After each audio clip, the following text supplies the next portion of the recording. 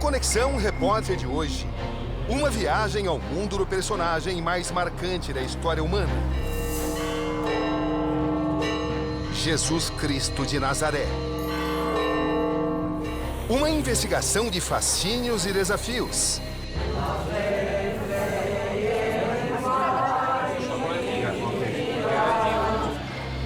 Que começa com uma pergunta cortante. É possível encontrar provas científicas da passagem dele? Estamos nesse momento nos aproximando da casa de José. É uma gruta. A gente tem que se abaixar. É uma passagem estreita. E o acesso não é fácil. A iluminação é pouca. Percorremos as mais diversas regiões da Terra Santa. Das origens em Belém. Estamos diante de um dos lugares mais sagrados do cristianismo. O local exato onde nasceu o menino Jesus, aqui na Igreja da Natividade. Fiéis se aproximam e colocam a mão num ato de fé. Aos segredos do ministério em Nazaré. Os sinos dobram. Esta é a Igreja da Anunciação em Nazaré, a maior catedral do Oriente Médio, construída segundo tradição católica sob o local onde viviam José e Maria. Daqui já é possível se avistar a Igreja do Santo Sepulcro. Ali está, em cima.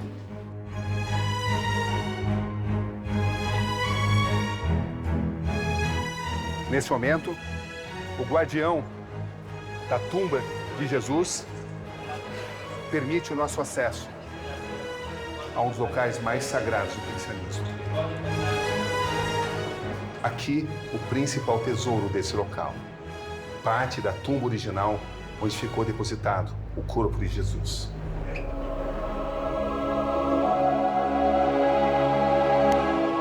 Mas o que é realmente verdade de tudo isso? O que é científico? O que é simplesmente obra da igreja cristã? Eis a questão. Das citações do historiador judeu Flávio Joséfo, as informações contidas nos evangelhos do Novo Testamento. Onde, afinal, tudo se encaixa? Jesus, o pregador, o revolucionário, o líder, o profeta. Alvo de estudos, de dúvidas, de inquietações.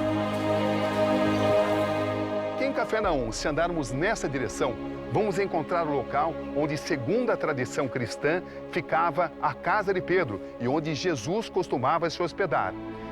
As polêmicas sobre sua existência histórica. Como é que se constatou que estávamos diante da casa de Maria e depois da casa de José? A ciência arqueológica. Os franciscanos, os nossos frades, eles sempre se preocuparam que, juntamente com o estudo das Sagradas Escrituras, dos Evangelhos, estudassem também a ciência arqueológica. Fé e razão numa discussão que atravessa séculos. Na trajetória humana, ninguém teve tamanho impacto. Inspirou o surgimento da maior religião do planeta. Estamos em Belém, na Autoridade Palestina, onde a lua cheia e as luzes da Igreja da Natividade compõem um cenário único. Aqui, há mais de 2000 anos, nasceu o personagem que iria dividir a história em antes e depois dele. Até que ponto a fé e a ciência podem entrar em comunhão? Em busca do Jesus histórico, começamos agora nossa investigação. Aqui, Roberto Cabrini. E esse é o Conexão Repórter de hoje.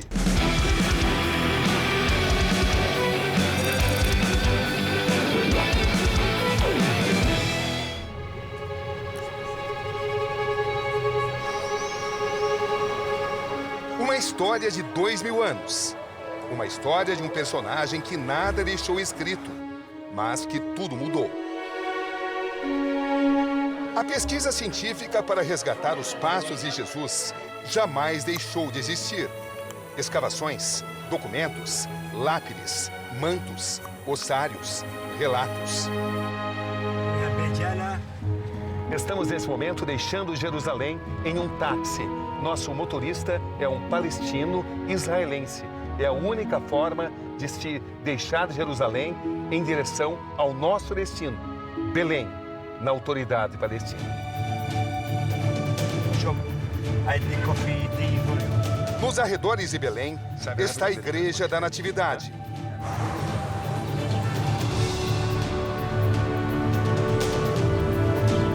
Sua porta é muito baixa. Todos têm que se curvar para entrar na basílica, simbolizando a humildade cristã. Foi erguida justamente onde a igreja acredita ter sido o nascimento de Jesus. Sua construção, segundo registros, atendeu o pedido de Santa Helena, a mãe do imperador Constantino, que adotou o cristianismo como religião do Império Romano. Foi iniciada em 339 d.C. e finalizada mais de 2 séculos depois, em 565. A Natividade foi roubada, incendiada, mas sempre resistiu. Aqui na Igreja da Natividade, em Belém, demonstrações que se seguem de devoção. Os fiéis se abaixam para tocar no local exato onde, segundo a tradição cristã, nasceu o menino Jesus.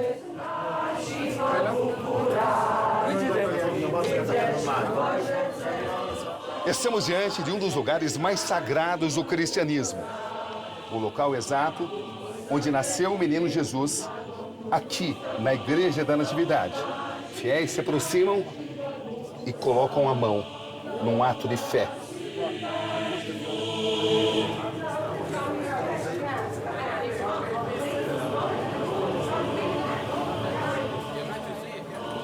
Na Igreja de Belém, um dos pontos mais importantes, a manjedoura, que embalou os sonhos do menino Jesus.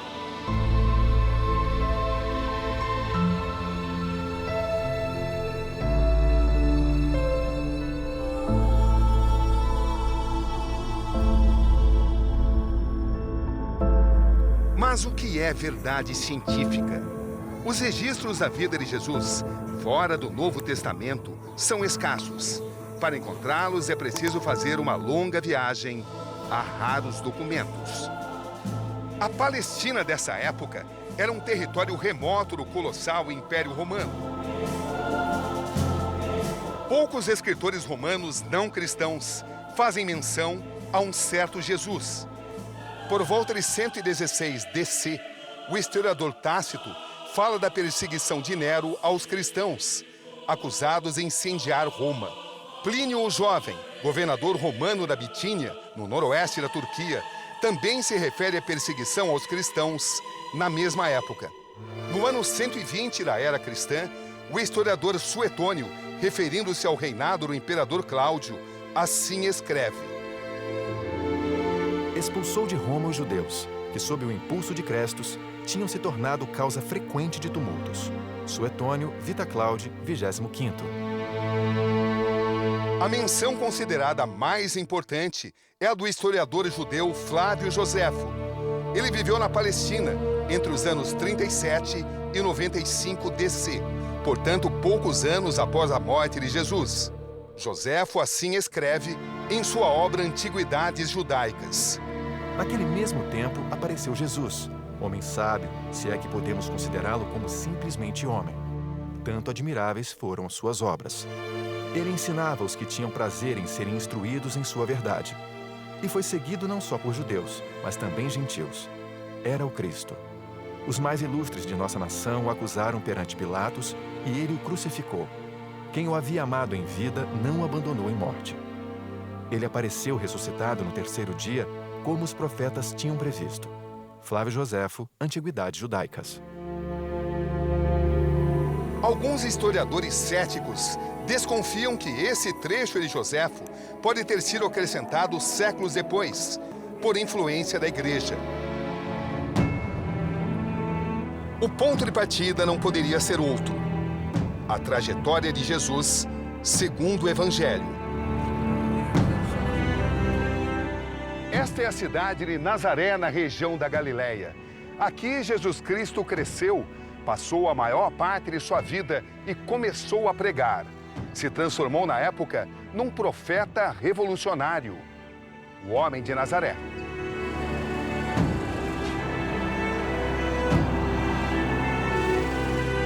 Ali a cruz, logo acima o minarete, uma situação comum aqui em Nazaré.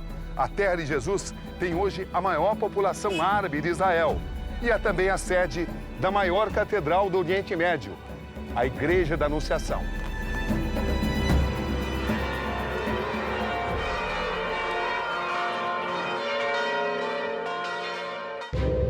Sua figura impõe respeito e admiração.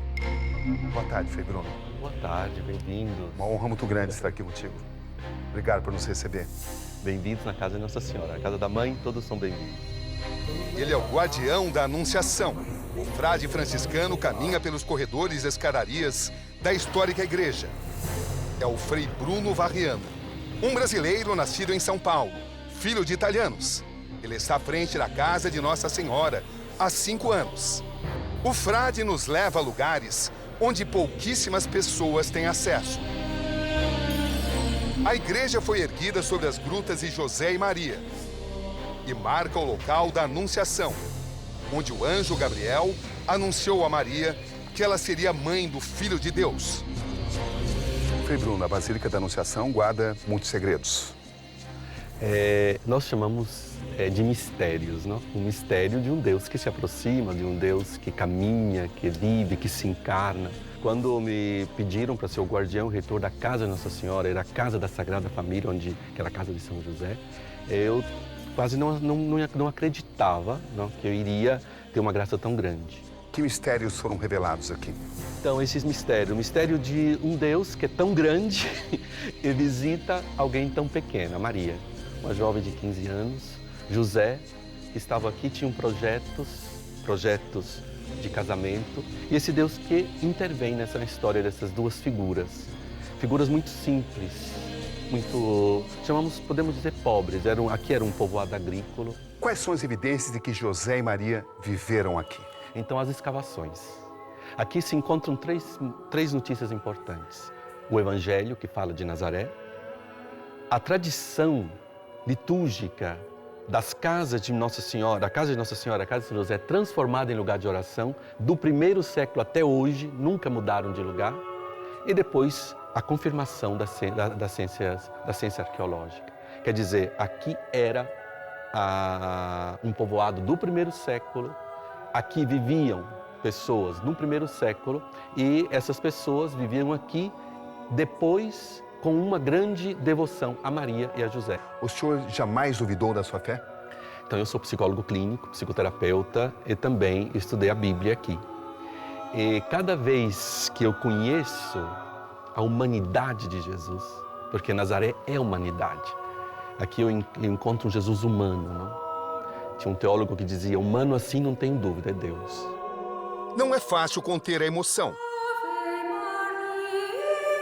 Mesmo colocando a ciência como referência.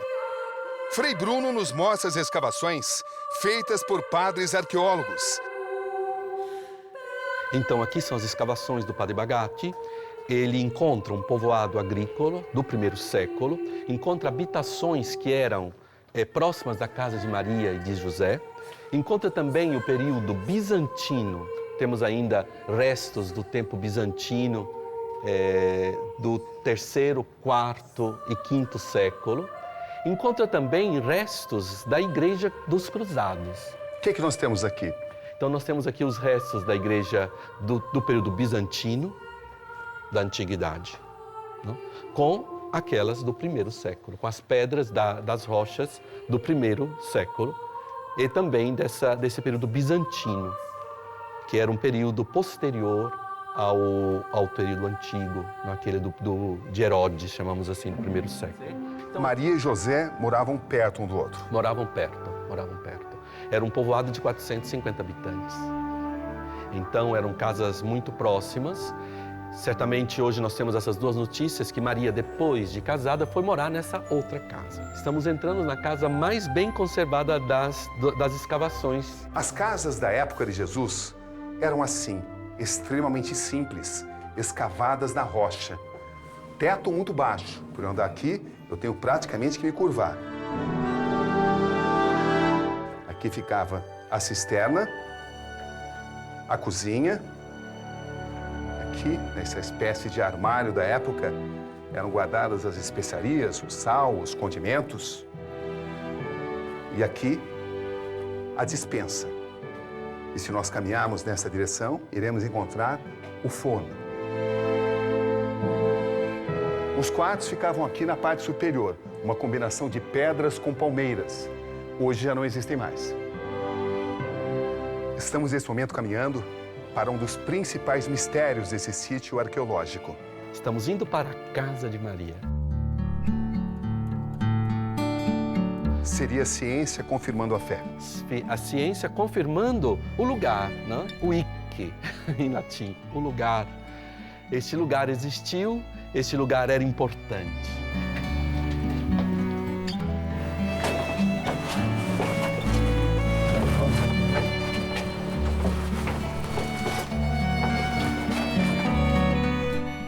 Estamos dentro da casa de Nossa Senhora.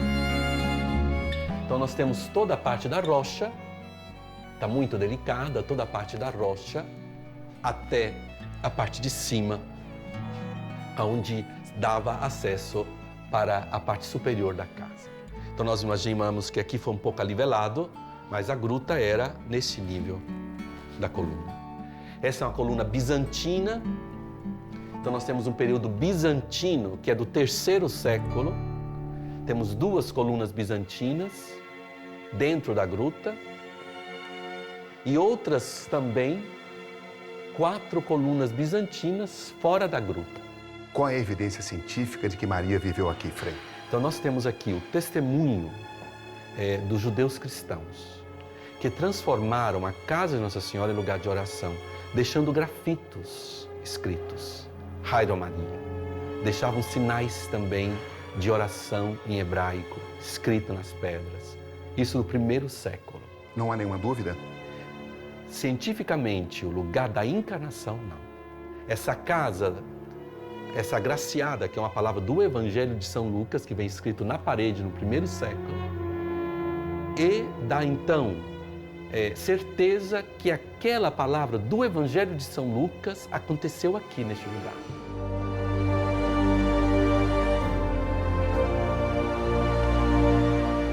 Foi construído então um altar para lembrar que aqui o Verbo se fez carne. Então nós estamos com este lugar que é tão importante para a humanidade, né? Porque Deus aqui se fez homem.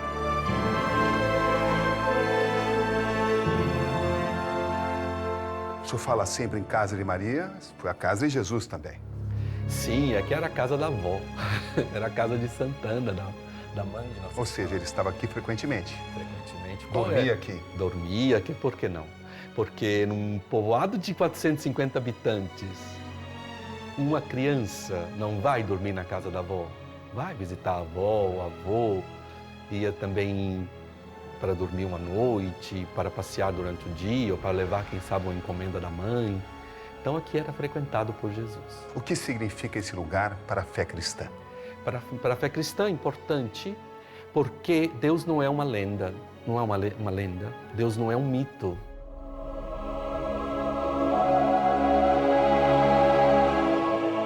Então aqui é a parte superior da casa de Maria, que era, nós chamamos a cozinha de Nossa Senhora, porque se nós encontramos uns silos do 1º século lá no fundo, onde se guardava os alimentos.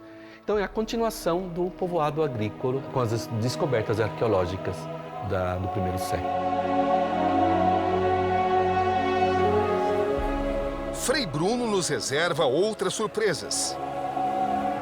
Aqui, Nosso Nazaré, destino que a casa de São é um José. local onde poucas Casa pessoas onde Jesus viveu têm permissão para entrar. Outro momento. Inédito. Poucos tiveram essas imagens, porque não tem saída de segurança. Por isso, é o lugar onde os peregrinos não entram. Onde essa porta vai nos levar? Então, vai nos levar à casa de São José. A casa onde Jesus viveu.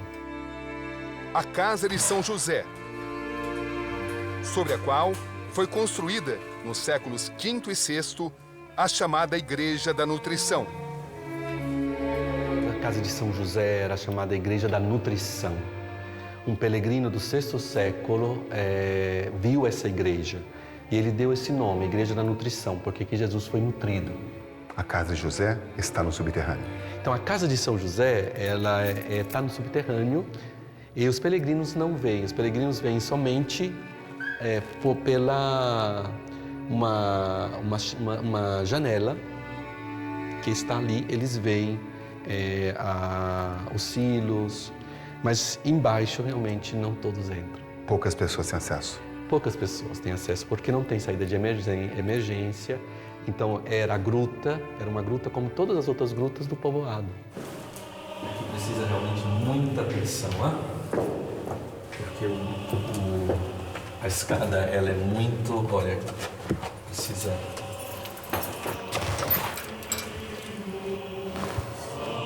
Estamos nesse momento nos aproximando da casa de José. É uma gruta. A gente tem que se abaixar. É uma passagem estreita. E o acesso não é fácil. A iluminação é pouca. Vocês vejam a dificuldade que é caminhar por aqui. Uma passagem difícil, muito estreita. E a gente tem que caminhar com muito cuidado. Aqui já fica mais fácil para a gente caminhar. O que surge diante de meus olhos é considerado um dos maiores tesouros guardados pela igreja. Aqui nós estamos a cerca de 200 metros da casa de Maria. Estamos aqui a 200 metros e na casa de José. Era uma casa grande, era a carpintaria dele. Nós aqui encontramos, temos sempre que ter muita atenção para caminhar, mas aonde eles amarravam as jarras para cozinhar. Encontramos também o lugar onde colocavam sal. Aqui é bem visível. Onde eles cozinhavam. Como é que se constatou que estávamos diante da casa de Maria e depois da casa de José? A ciência arqueológica. Os franciscanos, os nossos frades, eles sempre se preocuparam que, juntamente com o estudo das Sagradas Escrituras, dos Evangelhos, estudassem também a ciência arqueológica. Os estudos arqueológicos demonstram que José não só vivia, como também trabalhava aqui. Qual é a prova mais importante de que isso de fato aconteceu? Então, pela gruta, ela ter uma forma de uma carpintaria mesmo. Ela é maior do que as outras. Nós vemos sinais de habitação, mas também de lugar de trabalho, né? Nós temos um lugar onde certamente era a mesa, onde eles tinham realmente outras, não era hoje, nós vemos somente as ruínas, né? Mas era o lugar onde ele trabalhava. As evidências demonstram que Jesus praticou a atividade de carpinteiro aqui também? Então, certamente, ele vivendo até 30 anos na companhia do pai morreu antes, ele teve que exercitar essa profissão para cuidar da mãe. É tanto que Jesus fica aqui até 30 anos. No berço do cristianismo, igrejas e mesquitas dividem espaço.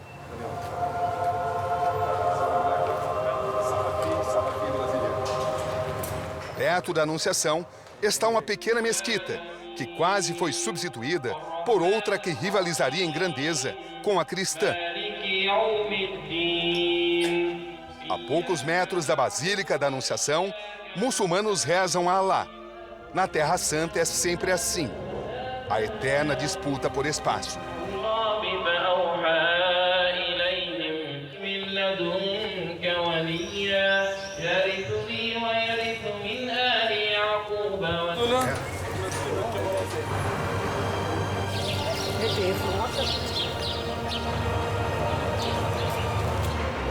Região da Galileia. Aqui, aos 30 anos, Jesus é batizado por outro conhecido pregador da época. Sua vida mudaria para sempre. Seu batismo feito por seu primo João Batista. Tudo se resume em um imenso ato de fé. Para o cristão, tocar essas águas representa um instante mágico. Invariavelmente, todos falam que essas águas, onde Jesus Cristo foi batizado por João Batista, têm poder de cura. Todos registram que entram de uma forma e saem das águas do Rio Jordão de uma outra forma. Uma nova pessoa, um novo ser. Gente do mundo inteiro passa por aqui. Uma cena que se repete sem parar. Todos querem sentir a experiência de um novo batismo nas águas que banharam Cristo.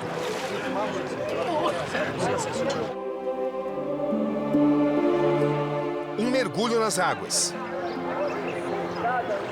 E então um encontro com essa jovem ucraniana. What's her name? Ela se chama Mila. Because I feel like the new energy, I have the new birth. E me diz que sente agora uma nova energia. Yes, yes. O sinal do renascimento. And health and Esse era meu grande sonho. E sinto agora que tenho mais chances de realizar outros. my dream. Um grupo de brasileiros espera ansiosamente. Eles estão bem perto de algo até então inatingível. Regina, comerciante. César, comerciante. Lima, bancário. Ivete Dolar. O grupo de brasileiros vai se aproximando das águas do Rio Jordão. Uma vida inteira à espera desse momento. E ele chegou.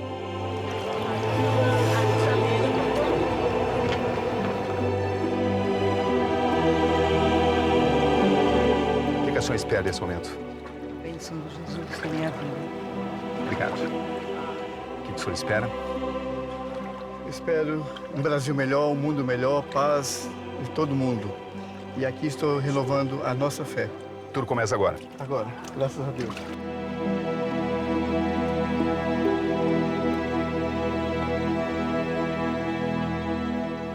É um momento de êxtase. Pessoas sonham com isso durante toda uma vida e finalmente realizam. Elas saem de forma diferente.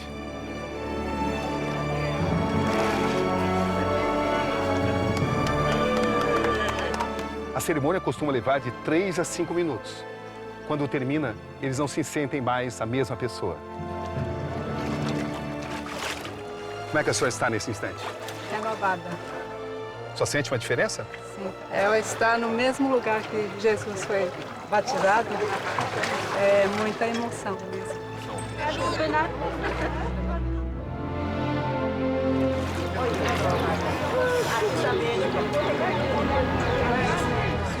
Foi único na minha vida. Vim pra cá na esperança da união da minha família. E peço ao Senhor Jesus que isso tenha acontecido. Irmãos, peço a vocês a nossa união junto com a nossa mãe.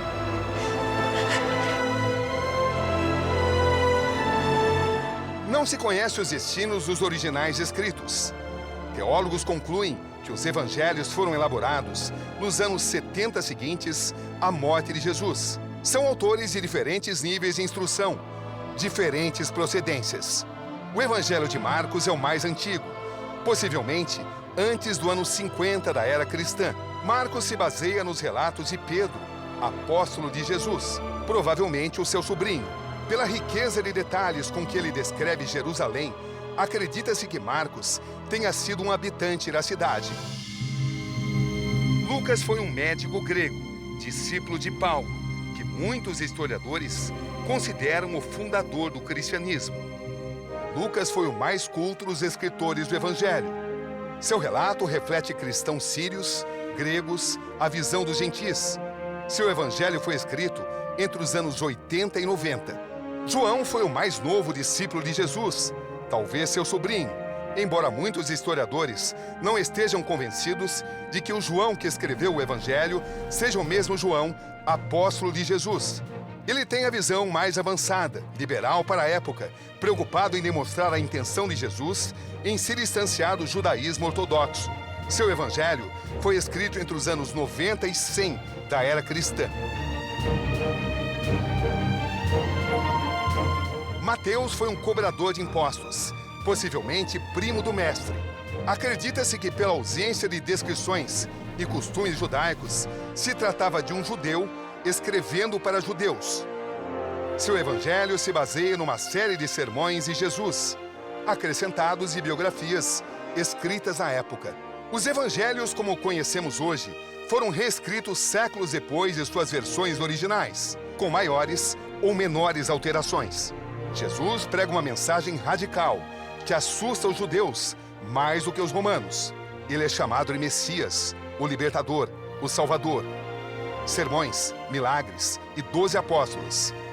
Jesus está sempre se movimentando na Galileia, sempre sendo perseguido. Estamos em um dos lugares mais importantes para o estudo arqueológico do cristianismo. Ao fundo, o Mar da Galileia. Aqui, as ruínas de Cafarnaum, onde Jesus Cristo desenvolveu boa parte de seu ministério.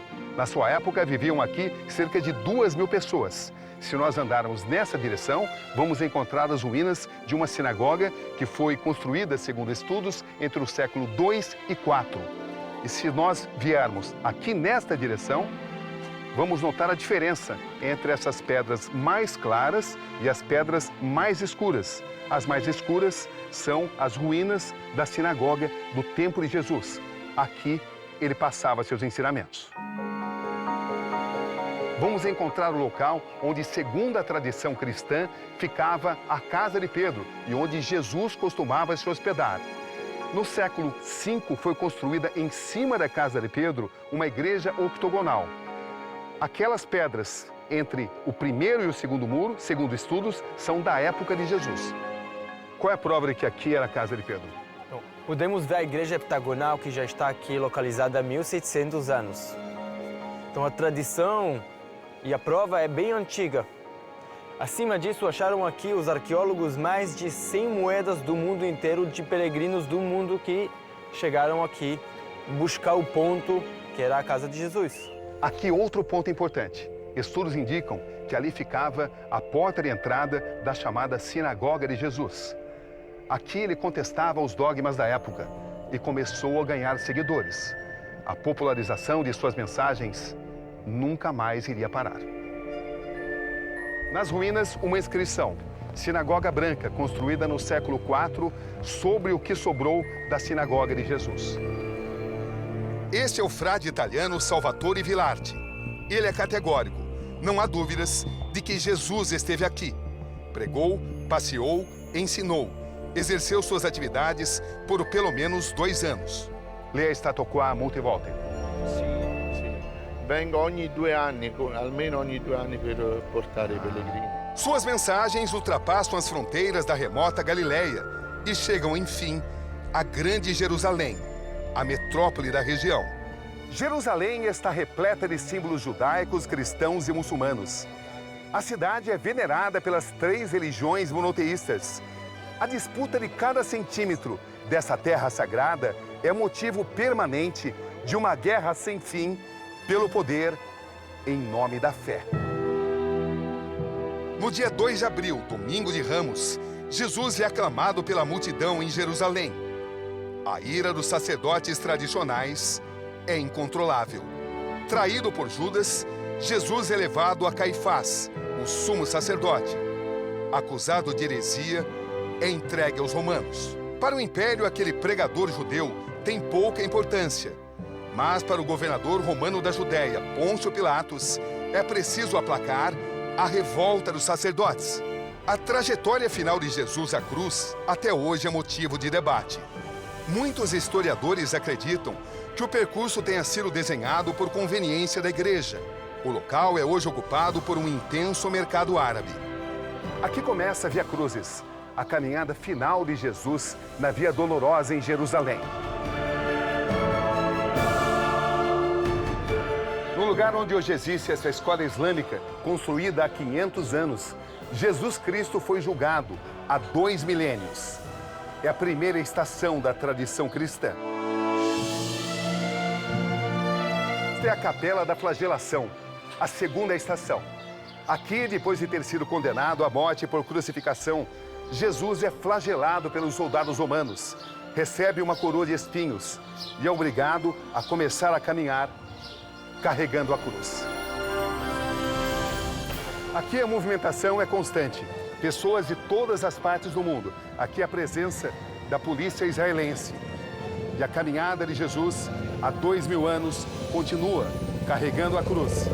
Neste local, onde foi construída em 1948 uma igreja católica armênia, Jesus cai pela primeira vez. Essa passagem é marcada por aquela imagem. Segundo a tradição cristã, a terceira estação.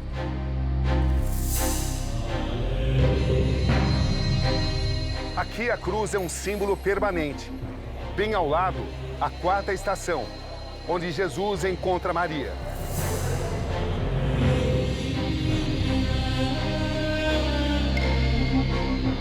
Prosseguindo a Via Cruzes, chegamos finalmente à quinta estação. Aqui, Simão o Cireneu entra para a história por ter ajudado Jesus a carregar a cruz. Também nesse local existe outra história que chama muita atenção. Jesus teria se apoiado em uma rocha e sua mão teria ficado impressa, como esse senhor está fazendo aqui. Esse é o ponto. Fiéis de todas as partes do mundo colocam a mão aqui, à espera de um milagre, à espera de uma dádiva.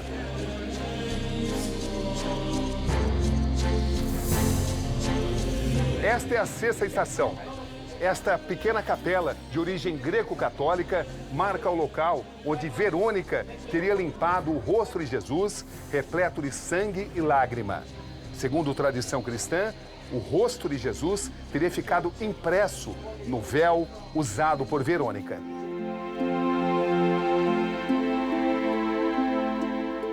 Esta coluna romana, onde está a porta de entrada de uma capela franciscana, marca a sétima estação.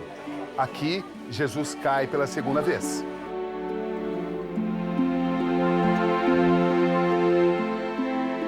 Aqui na oitava estação, Jesus consola as mulheres de Jerusalém. Ele vai perdendo as forças. O esforço é grande demais.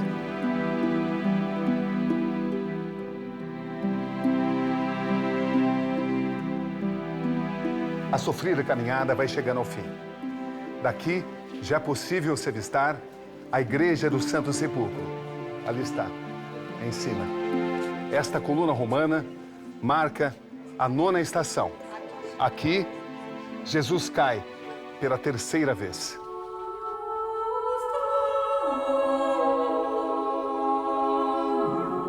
A caminhada de cerca de 700 metros, repleta de obstáculos, está chegando ao fim. No trajeto, com a cruz nos ombros, Jesus foi torturado, humilhado, flagelado. Segundo a visão das igrejas cristãs mais tradicionais, este é o ponto da crucificação, onde se ergue a Igreja do Santo Sepulcro. Uma construção de quase 17 séculos de história. Aqui, cada centímetro do templo sagrado é repartido por 6 diferentes igrejas conservadoras. A dramática disputa pelo rebanho, fé e poder. É um local de muitas igrejas, uma profusão de sentimentos. Aqui, um local de muita emoção. Os fiéis se ajoelham, choram, colocam as mãos nessa rocha. O local onde, segundo a tradição das igrejas mais conservadoras, o corpo de Jesus foi ungido.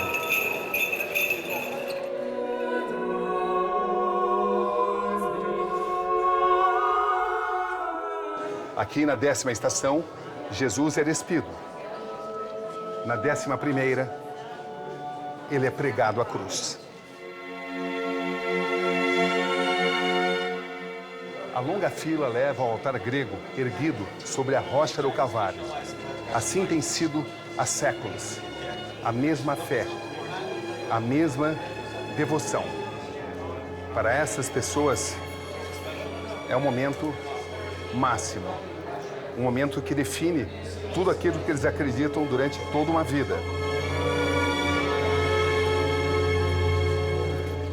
O ato de se ajoelhar e se tocar em parte da rocha onde se apoiou a cruz, onde Jesus foi crucificado. A mão, nesse local, tem o poder da fé. segundo uma longa e poderosa tradição. O mundo nunca mais foi o mesmo. Os crucificados têm morte lenta, profundamente dolorosa. O fim deles é por asfixia. Para confirmar a morte de Jesus, um soldado romano crava uma lança em seu peito.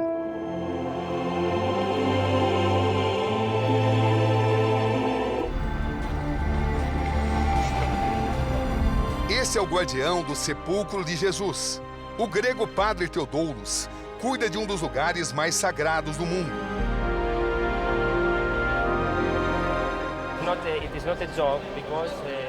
Ele diz que não vê a missão como trabalho, mas como um modo de vida. Uma vida entregue a Jesus. A fila é muito grande.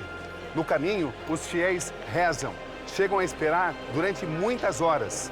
Tudo isso para chegar à 14ª estação. Mais alguns passos e chegaremos ao ponto máximo de toda essa longa caminhada. Aqui fica o túmulo, onde o corpo de Jesus foi depositado. Daqui, Cristo subiu para os céus.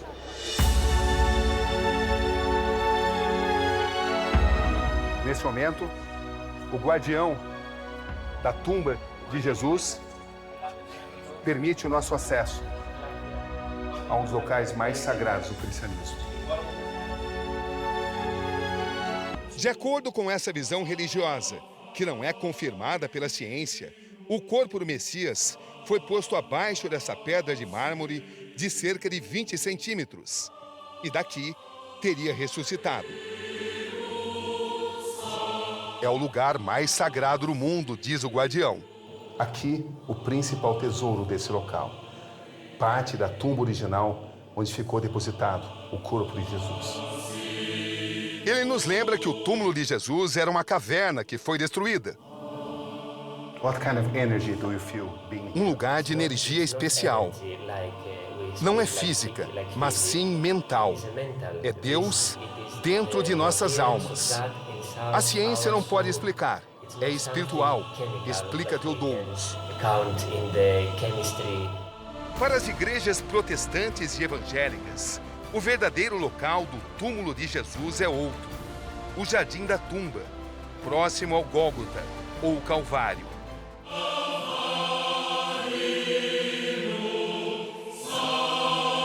Estamos na área onde foi feita a descoberta arqueológica mais importante sobre a época em que Jesus viveu. Atrás de mim, o Mar Morto, o lugar mais baixo do planeta, 400 metros abaixo do nível do mar. Ao lado do Mar Morto, dessa distância, a gente pode avistar as cavernas Qumran. Exatamente ali, por acidente, um pastor de ovelhas descobriu pergaminhos preciosos, os manuscritos do Mar Morto. Os documentos que revelaram muitas informações sobre a seita dos essênios foram levados pelo pastor até o mercado de Jericó. Até que se descobrisse a importância deles, levou um certo tempo.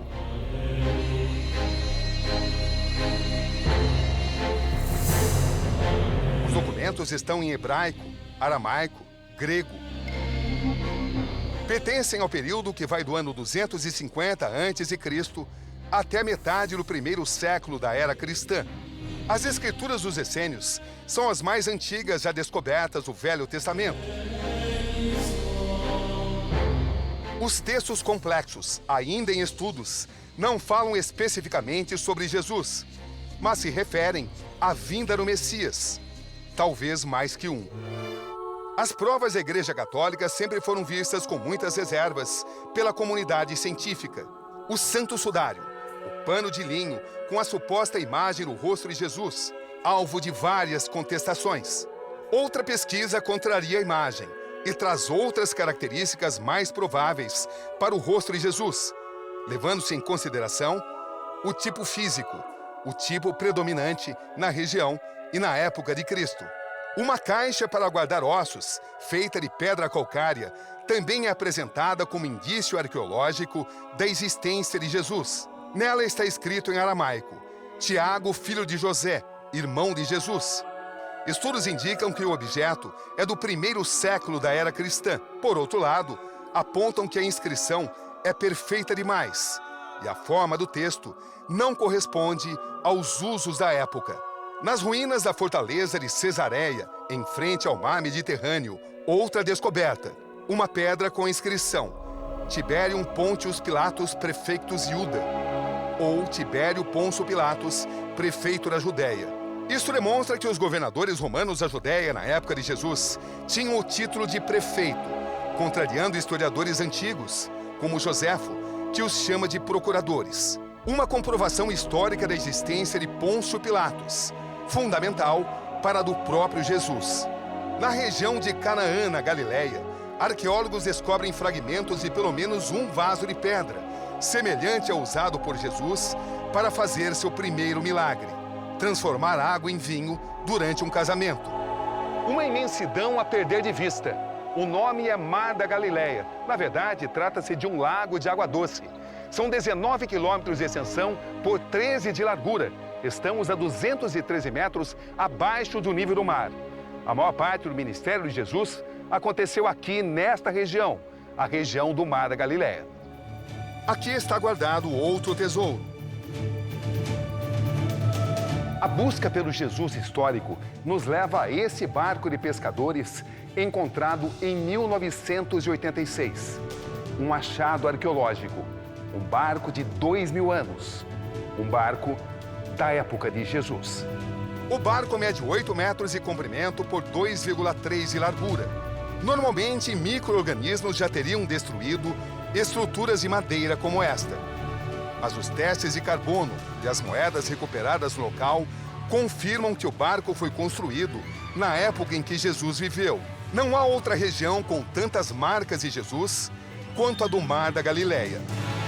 Ali podemos ver a cidade de Cafarnaum, o Monte das Bem-aventuranças, onde Jesus andou sobre as águas, onde ele curou várias pessoas, onde Jesus multiplicou o pão e peixe e onde também ele andou sobre as águas. Aqui ele ganhou os primeiros pescadores, transformou-os de pescadores de peixe para pescadores de alma.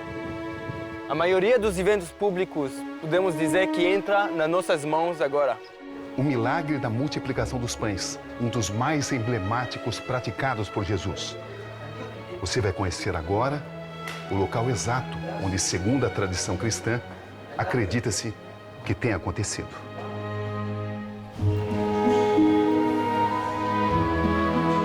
Jesus teria realizado aqui o famoso milagre diante de 5.000 homens. No local foi erguida a Igreja da Multiplicação dos Pães, pelos bizantinos, no século V, destruída 2 séculos depois e restaurada no século XIX.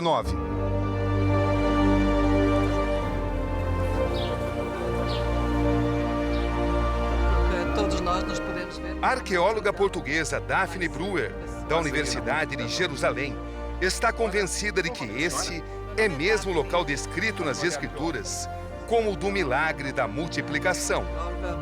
Este é o lugar da multiplicação dos pães e do peixe.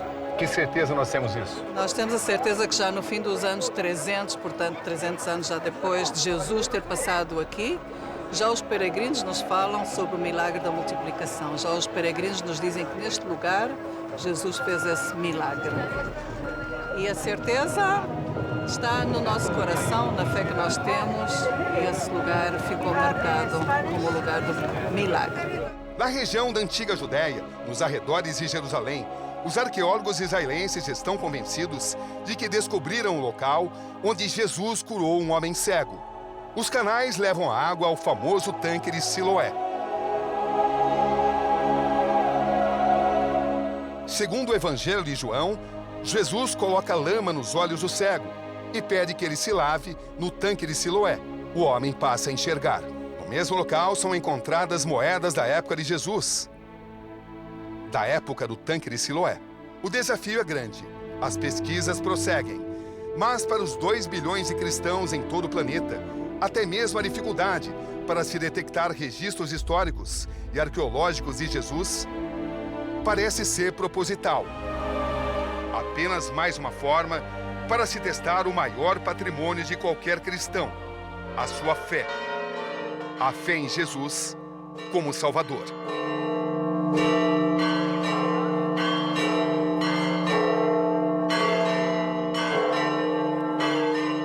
A ciência jamais vai poder explicar tudo. A fé sempre vai ser o componente insubstituível. Aqui, Roberto Cabrini. E esse foi o Conexão Repórter de hoje.